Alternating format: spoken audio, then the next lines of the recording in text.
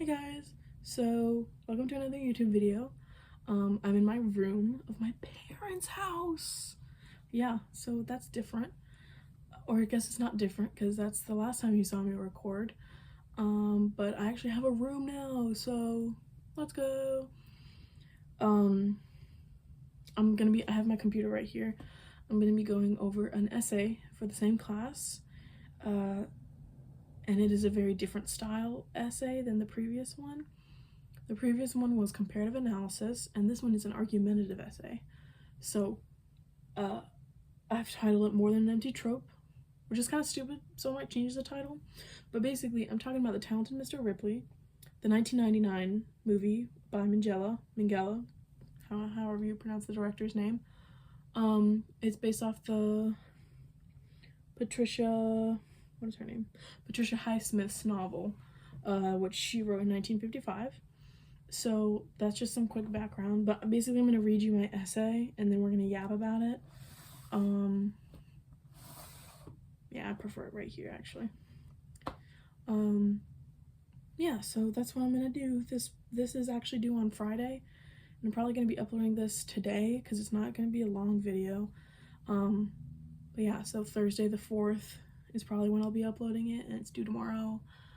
I'm basically done, but like also not really. So like the ideas are I went to office hours, and my professor says the ideas are sound, but the construction is really lacking. And it's like, okay, well that's always been my problem. So we're trying to fix that a little bit. I fixed it a little bit, but not as much as I need to before I turn it in. So this is just like, this is what we have. I'm totally gonna change the title because More Than an Empty Trope is stupid. But I open with a quote from the movie where Dickie Greenleaf is like, he tells Tom, he's like, you can be quite boring. And this crushes Tom. If you've seen the movie, this is gonna be spoilers. So if you haven't seen the movie, do not watch this. And you want to, do not watch this. But basically this is a scene, the two of them alone in the ocean. This crushes Tom because he's like, you love me, but you're not marrying me. And Dickie responds, I don't love you, Tom. I was like, oh. So he said this like jokingly to like go for his last grab of like what is our relationship, and Dickie just shuts him down. So that's what I open with. I'm just gonna read to you what I have. So, you can be quite boring. Tom and Dickie alone in the ocean marks the end of Dickie Greenleaf and the beginning of Tom's charade as him and Anthony Minghella's The Talented Mr. Ripley. Originally a novel published in 1955 by Patricia Highsmith, this adaptation starring Matt Damon, Jude Law, and Gwyneth Paltrow is as captivating and tragic as its main character Tom Ripley. To be rejected by the man he is infatuated with and yet despises is the worst outcome Tom could have. I wrote ever encountered, but then I changed that to just say Tom could have encountered. I'm not sure about that. So right now I'm just doing some descriptive work to give you some general context. This climax of the film is confirmation of Ripley's failure as a person. It is the fact that he has put in so much effort to create an identity that falls flat, leaving him literally heartbroken. It was not killing Dickie or Freddie, and it was not letting down the only person who had accepted him, Peter Smith Kingsley, my man, who's played by Jack Davenport, by the way. It is that he has failed in what he surrounds his whole being with, becoming a someone. And this is a formal essay, so I'm not supposed to have any contractions, but when I speak, there's going to be contractions. So just don't think about it. This is a complicated character that the audience wants to root for, but in the end disappoints. While many may dislike Tom for his actions, I originally said it is indisputable that he's an interesting and well-developed character, and my professor was like, if it's indisputable, why are you arguing it? And I was like, clock it, you have a good point, sis. So I end up saying it is easy to argue that he's an interesting and well-developed character, not well-rounded. I wouldn't call him well-rounded. We don't identify with Tom's lack of morality, but we do with his need for validation and acceptance. This contrast creates a character dynamic that is compelling to watch and only heartbreaking if you can empathize with him. So basically, the assignment is, let me give you some context. The assignment is we had to pick a movie, and if people really loved it, we have to be like, no, it's trash, you're wrong for loving it, and here's why. And if people really hated it, then we had to be like, no, it's awesome, like, you're wrong for that. So, like, argumentative, of course. And our professor, like, made the clarification that you don't have to go with the general consensus of the film. You can just, like, if you really want to argue why it's a great film, but only a couple of people hated it, then just talk about those couple of people. You know, like, you don't have to go with the general consensus. So that's not what I'm doing. Overall, people thought The Talented Mr. Ripley was like a B, like, not great, but not horrible. You know, like, some people really liked it. Some people were like, yeah, it's good, but it's not that good. But I am specifically picking people who rated it very low, calling Tom Ripley cheap, commercialized, and lacking depth. So that's what we're doing. So right here, I give you some more context. I say, the film ends tragically with Tom Ripley strangling Peter, the only person who's seen Tom for who he truly is and loved him. This ending disappoints the audience because there is hope that Tom will live happily ever after with Peter, despite our main character's murderous tendencies. At that point right there, my professor was like, I don't know if we wanted him to live happily ever after. And I was like, okay, let's say, so we definitely perceive that differently, but I know there are some people who really wanted Tom to, like, get away with it and, like, live with Peter Smith Kingsley. I know you wanted him to, like, but, like, that's just me. Comment if your feelings on that. What did you want to happen to Tom? What did you want to happen to Tom? Tell me. In the end, so I might get rid of that because I'm speaking as if everyone has that opinion that I have. And that's not really fair for an argumentative, basically. I'm assuming the audience is on my side. That's not what I'm supposed to be doing. In the end, we think Tom is finally in the clear, being truly seen and loved. In the end, when we think Tom is finally in the clear, being truly seen and loved, he once again lets his insecurities ruin what he has or believes he has not attained. This is a complex dynamic, and I use those same words again just to, like, reiterate, but maybe I should change the wording so it's not repetitive. I'm not sure. But I say this is a complex dynamic because Tom is unable to escape what the audience is made to feel they so easily could. The viewer is made to believe that they would easily be able to untangle themselves from the web Tom has spun, and yet the character himself is unable to. He cannot trust Peter's ability to love him. In an academic journal titled Alternative Music, Jazz, and the Performative Resignification of Identity in Anthony Minghella The Talented Mr. Ripley by Kristen Polyuko explains that in the film, Tom has now put himself in a position of forever playing a part. This is what she says.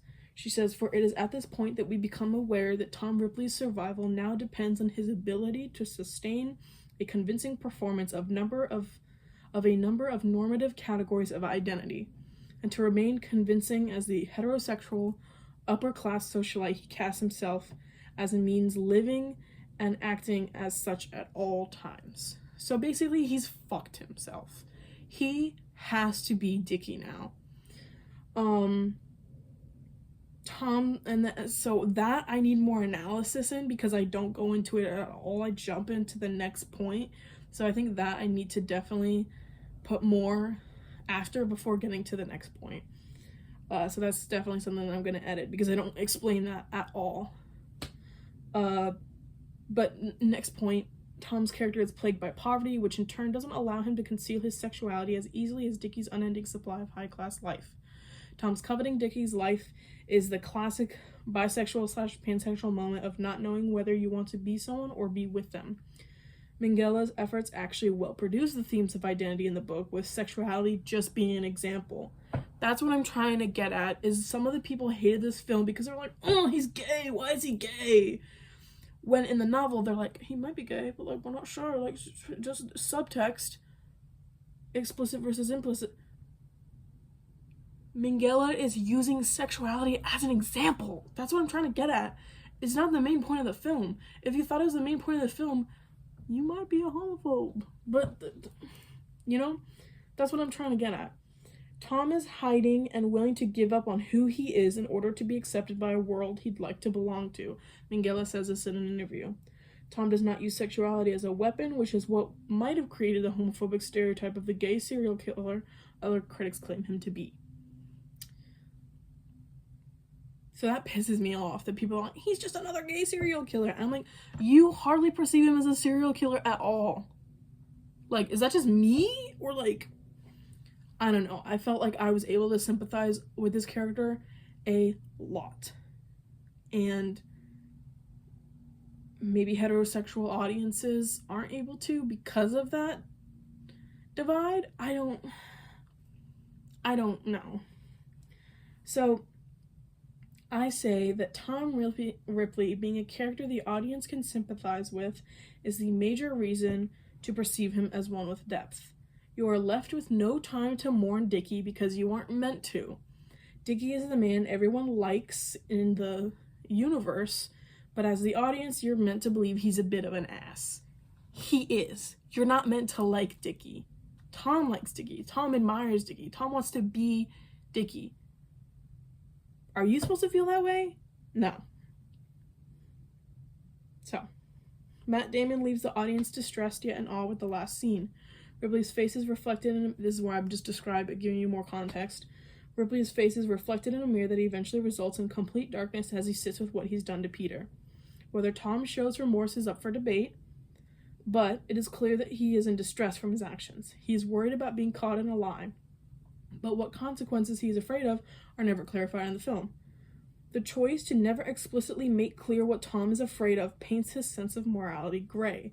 Is he afraid of going to jail? Is he afraid of being outed as gay? Is he afraid of just being a creep to the people he wants to perceive him so highly? It's never clarified. Is he just afraid that he's never ever going to be accepted no matter what? Probably. When writing about character engagement strategies in both Patricia Highsmith's novel and Minghella's film, I keep going back and forth between Minghella and Minghella. I'm going to stick with Minghella. Minghella's film in their peer-reviewed journal titled Aligning with Sociopaths. I'm going to butcher this name. I'm pretty sure it's Polish, so just bear with me. Lech Zunkiewicz. I know that's not right, but let me spell that for you. Zdunkiewiczz. That seems Polish to me. This author, Lech, states of Minghella's directional choice in the abstract of the journal. Consequently, he frames Tom as an underprivileged youth whose emotional instability brings about his demise. And then I go on to talk about that again. I think I need more analysis, more evaluation, because I just gotta skip to the next point of arguing against another critic. So that needs some more. But we're almost there, guys. The talented Mr. Ripley runs out of gas and coasts into the finish line, leaving us with an illogical conclusion.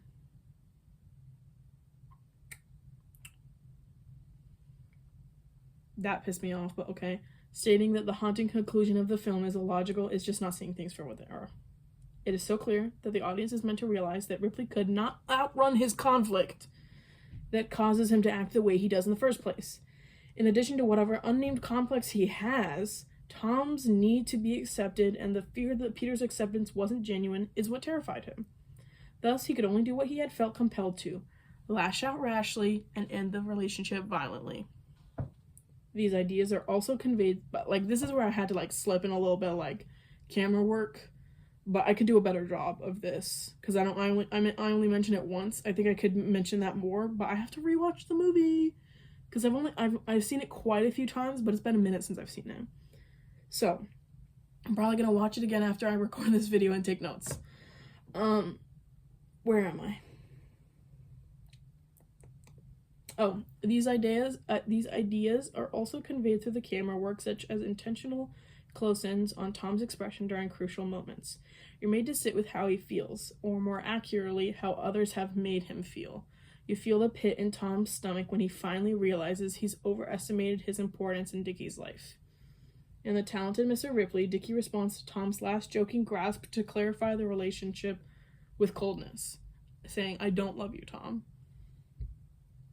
it's often discussed, and see, this is the thing that I'm doing that my professor was like, girl, you need to fix that. He was trying to explain to me that I'm not clear, that it's all up in here, and I'm assuming that the reader knows what I'm trying to get at. They don't.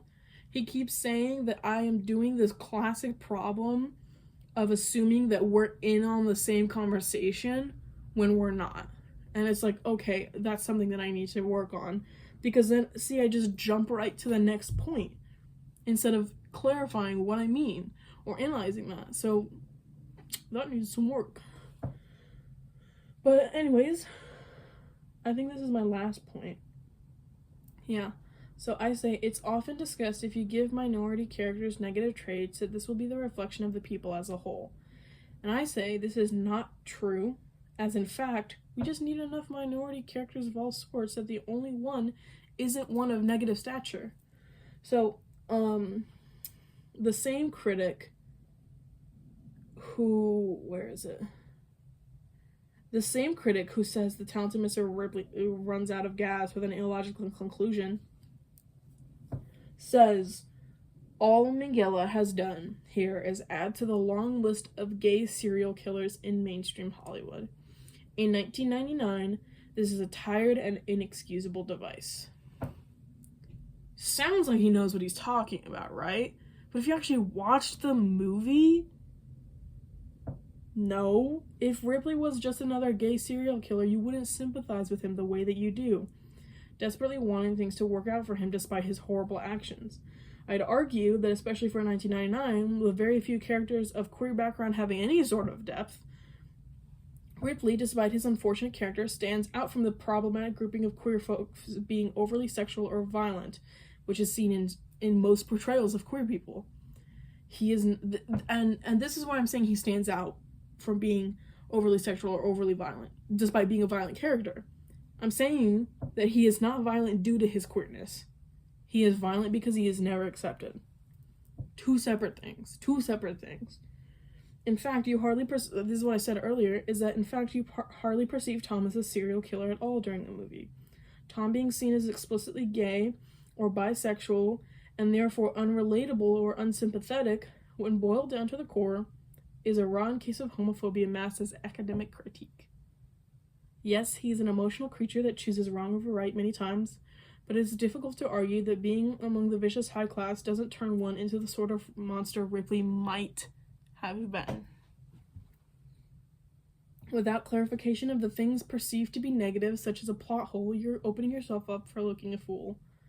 For example, in the Chicago Reader's magazine, Jonathan Rosenbaum, in a scathing review, confidently declares that the talented Mr. Ripley neglects holes in the plot to play up its postmodern theme of identity as pastiche. A clear case of the pot calling the kettle black. This review, so basically, I'm trying to break down what he's actually saying, what Rosenbaum is saying. This review claims that any plot holes are ignored to emphasize the themes of identity and rejection as an economically sound copy rather than an artistic rendition. Tell me if you're interpreting that quote completely differently, because that's how I'm interpreting it, and it seems like a flat argument that isn't really fair unless you're ignoring the intentions of the director, specifically like him using sexuality as a choice, not the primary focus of an identity crisis. I just summarized the last bit of what I said. So, to recap, Tom is a sympathetic character with an arc that ends tragically as he fails the audience in making the right choice. It seems to me that critics are mistaking being complex for being likable. If the audience can't digest Ripley's qualities, then he simply does not have the sort of dislikable traits that are deemed acceptable for a character to have. To say that Tom Ripley is a character without depth is to look at him through the eyes of Freddie or Dickie, those of shallow eyes that prioritize the wallet and one's means of aesthetic over the soul. When has a fascinating character ever been conventional? When they can be quite boring. Clock it, sis. And then I just have my works cited. So yeah, I said everything I wanted to say. Give me your thoughts. roast me in the comments. Tell me if I'm tweaking, if you hated the movie, if you hated Tom. Give me your opinion. I want to hear it. That's it.